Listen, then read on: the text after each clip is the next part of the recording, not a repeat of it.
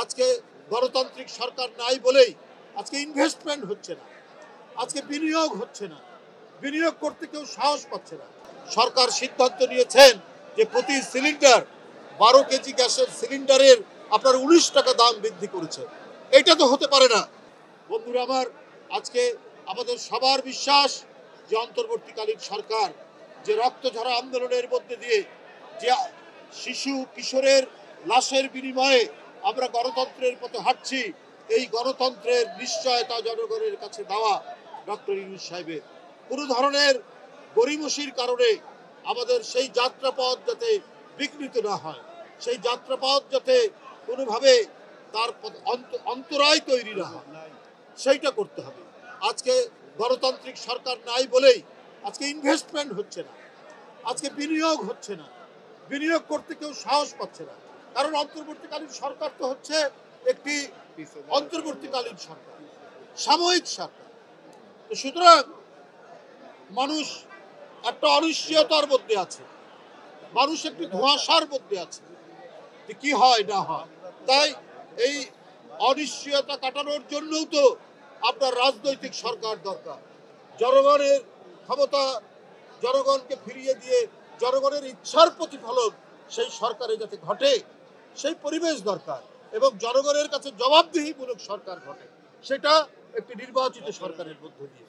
তাহলে আমাদের অর্থনীতির যে আজকে অনিশ্চয়তা, অর্থনৈতিক যে সংকট, আজকে বিনিয়োগ হচ্ছে না, আমাদেরকে বেশিরভাগ এখন বৈদেশিক ঋণের উপর নির্ভর করতে হচ্ছে। আমরা অভ্যন্তরীণ সম্পদ থেকেও আমরা বিনিয়োগ করতে ভয় পাচ্ছি। আমাদের প্রতিদিন আমাদের জাতীয় রিজার্ভ, সেই রিজার্ভ আবার কমতে শুরু করেছে। এইটা তো একটা কালো মেঘ, দিগন্ত রেখায় কালো মেঘ দেখা দিচ্ছে।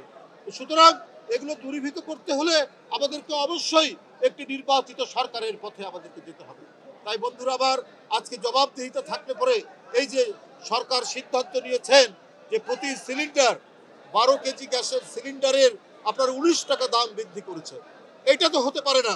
এটা যারা সীমিত আয়ের যারা মানুষ, যারা নিম্ন আয়ের মানুষ, যারা গরিব মানুষ, সিএনজি চালক, রিক্সা চালক, ছোট ছোট দোকানদার, তাদের উপরে তো ভয়ঙ্কর চাপ পড়বে।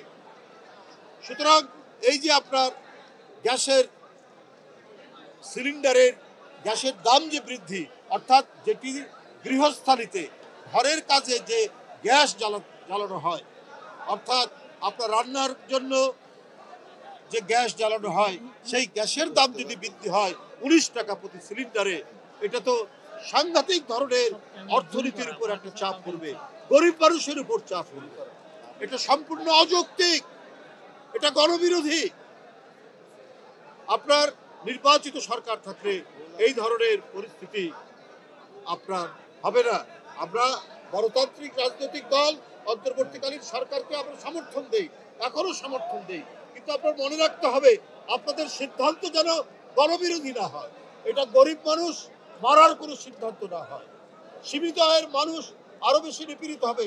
এমনি তো প্রতিদিন নিত্য প্রয়োজনীয় জিনিসের দাম বৃদ্ধি পাচ্ছে, চালের দাম কমাতে পারেনি, যেখানে মানুষের মোটামুটি পেট ভরবে তার দাম কমাতে পারেননি, তার উপরে যদি আপনার এই সিলিন্ডারের দাম বৃদ্ধি করেন, সিলিন্ডার গ্যাসের দাম বৃদ্ধি করেন, এটা মরার উপর খাড়ার ঘা ছাড়া আর কিছুই নয়।